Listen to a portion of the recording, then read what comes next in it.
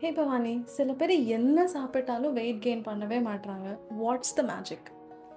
மேஜிக்லாம் ஒன்றும் இல்லை, that's a problem. Weight loss அப்படிங்கிறத விட வெயிட் கெயின் ரொம்ப டஃப்னு சொல்லுவேன்.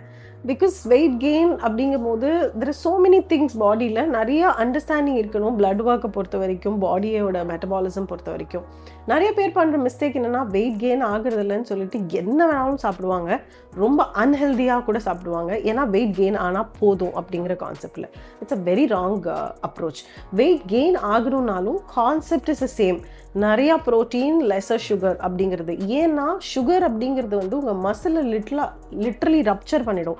ஸோ ரப்சர் அப்படின்னா அதை சாப்பிட்ரும் அப்படின்னு கூட சொல்லலாம். ஸோ மசிலில் வந்து டெவலப் பண்ணணும் அப்படின்னா கம்மி சுகர் இருக்கணும், பாடியில் நிறையா சுகர் எடுத்துக்கூடாது, நிறையா ப்ரோட்டீன் எடுத்துக்கணும். இதுதான் வெயிட் லாஸுக்குமான கான்செப்ட்டுமே கூட வெயிட் கெயினுக்குமே இதுதான் கான்செப்ட்.